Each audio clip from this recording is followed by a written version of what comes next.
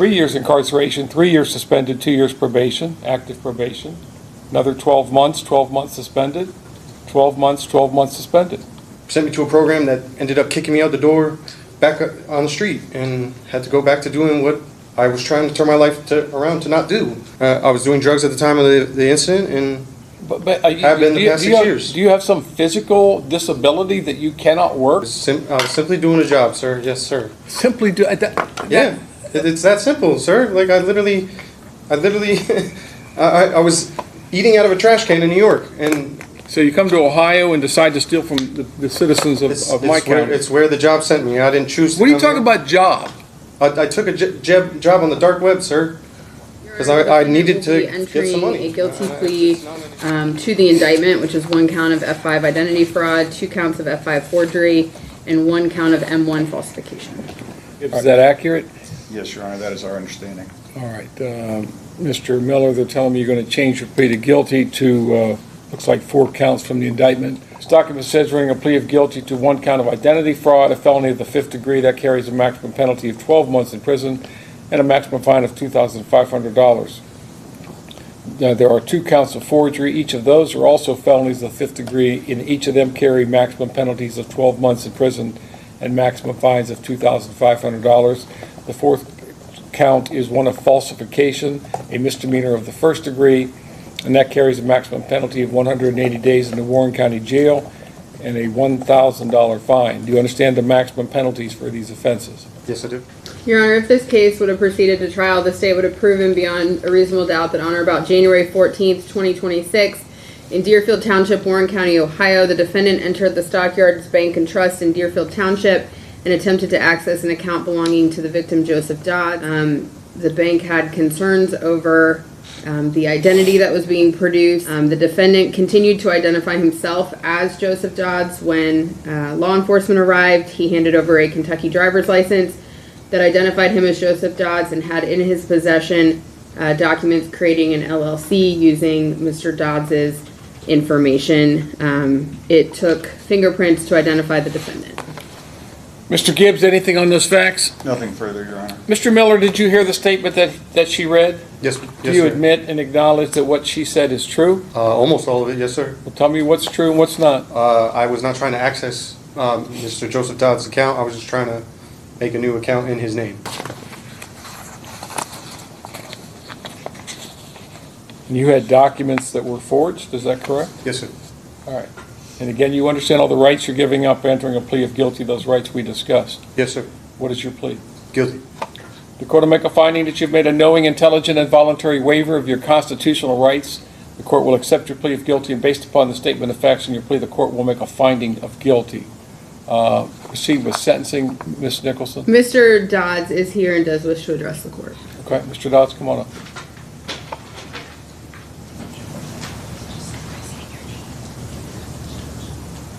Your Honor, my name is Joe Dodds. I guess 3 key points from this. 1, I was asked about my input on sentencing or what I feel should happen. That's what you're here for right now. I don't have any input. You guys make decisions based on so many factors that I don't comprehend, that I don't know. Whatever you decide is the right Well, I answer. appreciate that. I don't have any insight that would be better than what you guys would come up with. Secondly, just what we've dealt with on the back end of that. I've got 190 families, right? There's $2 million a month that runs through that payroll. I about lost my life's work. Like it could have been really bad.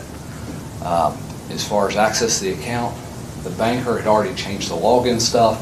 You know, he was transitioning to take over and argued about having more starter checks on the way out of the bank is the only reason he got caught. The pre-thought, the meditation into creating an LLC that was legal and legit, that she would verify the ID, it's not good. So that's created secondary redundancies. We've hired an in-house employee to review 45 credit cards that are in the field with employees. Our true pay something system where I have to spend 15 minutes a day with the banker going over every transaction that leaves that account. It's just going to be a way of life for me going forward. And those ripple effects that could have happened were really bad. And then I guess thirdly, just kind of from Austin's standpoint, to be at a point where you left there in handcuffs, still claiming to be me. You weren't identified until your fingerprints come back, and then to have the charges in the other states, warrants for the same type of stuff on the report, to not be able to list a home address, just seems like a real lack of respect for the system, and not somebody that I could see turning a leaf very quickly or easily. Well, we agree on all of that. Yes, sir. Anything else, sir? No, sir. All right, thank you. Ms. Nicholson, is there anything else? I would just echo a lot of what Mr. Dodd said. While the defendant does not have a lengthy criminal history, he has an extensive history of identity theft or defrauding, possessing fictitious identities, and he did maintain. He maintained the shtick for a while, as you know, the law enforcement was talking to him, knowing that something was suspicious, knowing the bank had an identification for the real Mr. Dodds in front of them, and he kept at it and maintained that lie.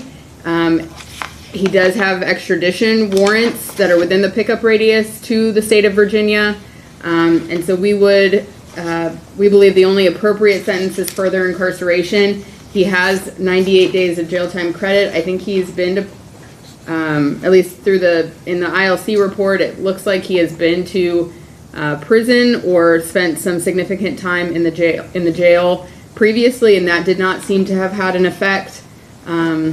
He does not have a stable residence, and on his pretrial services report prior to his arraignment, he indicated that his employment and means of support are dark web jobs. So this seems like a lifestyle to Mr. Miller that nothing so far has encouraged him to change.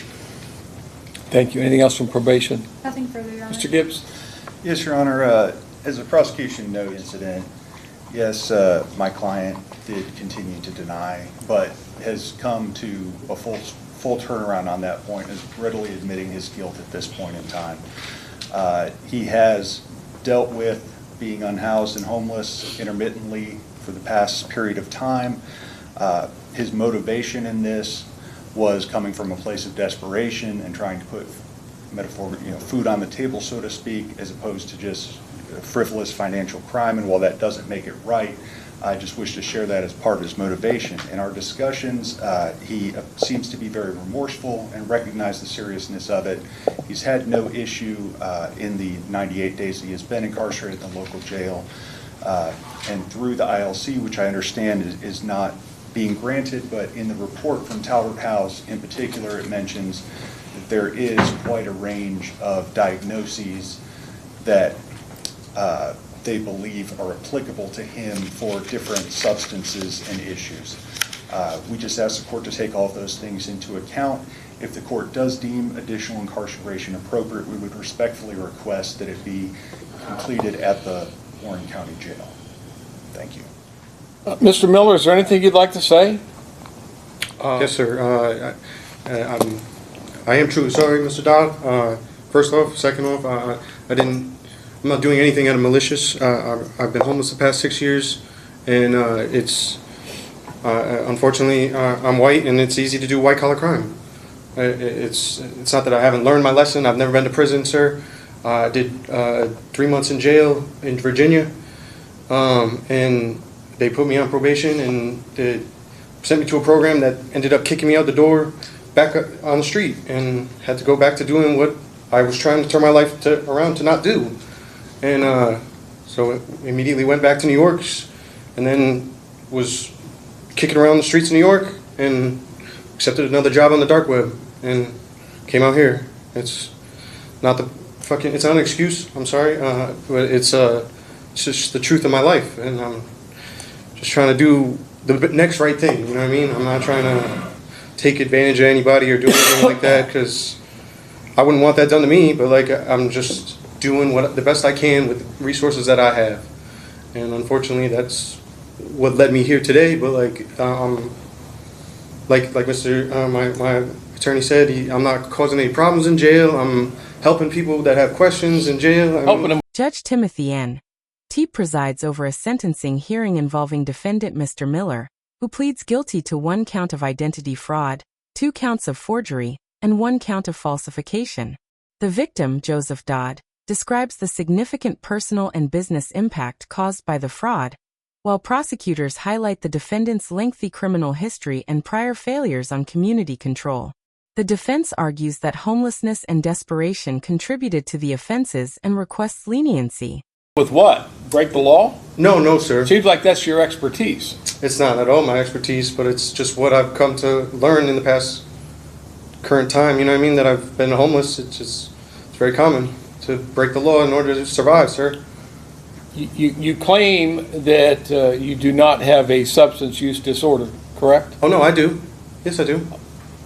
Well, I'm reading from your words. Let me find it. When asked how serious he thought his substance abuse problems were on a scale of one not at all, or 5 extremely, you rated yourself as a 1. You didn't have a problem at all. You stated, I can stop if I wanted, but I like doing drugs.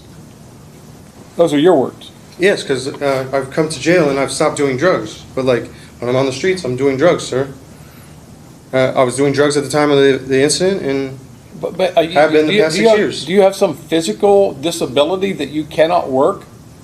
I haven't been able to be housed, sir. So like it's very hard to get a job when you don't have housing. Have you ever looked into resources to try to find housing? Never out here, but in New York, yes, sir. You've never been to prison, and No, sir. looking at your sentence, at your previous sentences, it seems like every time that they would suspend a sentence, put you on probation. In fact, you're on probation actively right now Yes. on 3 separate cases, including a felony perjury, felony false identity, and a possess fictitious ID or license, which sounds eerily similar. Actually, there's another case, an ID theft case out of Virginia as well, that you're on active probation for. Every one of those sentences, they ordered incarceration, they suspended it, and put you on probation. So you're on active probation for similar cases 4 times in Virginia, correct? That was all one case, sir. It all happened at the same time. I'm not saying it as an excuse. Well, they do have the same dates. They have different sentences though. 12 months on one, 12 months suspended, 2 years probation, active probation. 3 years incarceration, 3 years suspended, 2 years probation, active probation. Another 12 months suspended, 12 months suspended. It seems like it's all one case. And it looks like they're all different case numbers, which sounds like to me like they're different indictments. I'm not sure how Commonwealth works, sir, but like it was all one case. It was all last year. And in 2025. there's another case you're on probation for, where again you got a suspended sentence for possession of Schedule 1 or 2 controlled substance. Yes, it was. You have defendant, currently sir. 1, 2, 3, 4, 5 outstanding warrants out of Virginia. I understand, but that controlled substance was methamphetamine because I have drug problems, sir. Well, again, if you can stop doing drugs anytime you want, why not stop doing drugs, do something a little more constructive, and stop ripping other people off? Again, it's very hard to stop doing drugs when you're living on the streets, sir. And that's why I want to do this ILC, but I understand it's up to you guys, not me. Yeah, Mr. Miller, everything you say rings very hollow with me. I quite honestly, I think you're a fraud. I think that you enjoy doing this type of work. You don't want to take. You're admitting your guilt, and maybe you have in all these other cases too. But at some point in time, if you were truly repentant, then you stop stealing from other people or trying to steal from other people, and you do something positive and constructive with your life.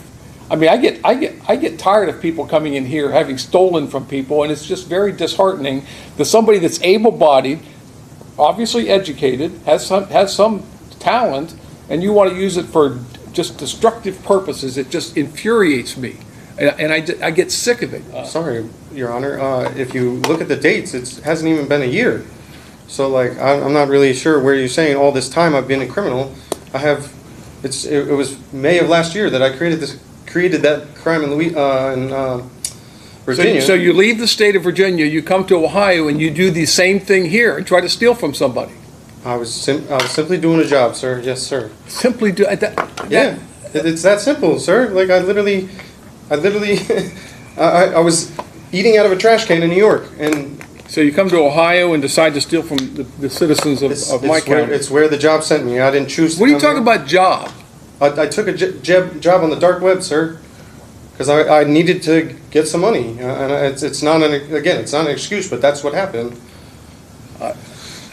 I mean, the criminal mentality that you have is just, it truly blows my mind right now. That you looking for a job, you go get a job on the dark web, creating a fictitious, I mean, I don't I didn't even. create that, sir. It was just given to me. This really could have been a disaster had you not been, had somebody at the bank not stopped you. Anything else you want to tell me? No, sir. Court has considered the statements made here today, the purposes and principles of sentencing, the relevant seriousness of recidivism factors. Mr. Miller, the court's going to find today that you are not amenable to community control and that prison is necessary to fulfill the purposes and principles of sentencing, including punishment, deterrence, and protection of the public. Quite frankly, I'm not going to give you a suspended sentence. I'm going to find today that prison is necessary, that probation would not adequately punish you and would seriously demean what happened in this case, and that your prior record clearly indicates that the community control or probation is not working. Prison is now necessary to fulfill the purposes and principles of sentencing, including punishment, deterrence, and protection of the public. So I'm going to order you to serve 12 months on counts 1, 2, and 3, 12 months each, those to be served concurrent with each other. 180 days in the Warren County Jail on count 4. That to also be served concurrent. You have 98 days jail time credit. There's no restitution being requested. Court finds that you're indigent for the purpose of other fines, costs, or financial sanctions. Now you're all. Ms. Nicholson, is there anything else? No, Your Honor, thank Mr. you. Gibbs? All right, you're remanded into. Judge Timothy N. Tepe rejects the defendant's explanations and finds that he is not amenable to community control. After reviewing the case and the defendant's criminal history, Judge Tepe sentences Mr. Miller to 12 months on each felony count, to be served concurrently, and 180 days on the misdemeanor count, with 98 days of jail time credit.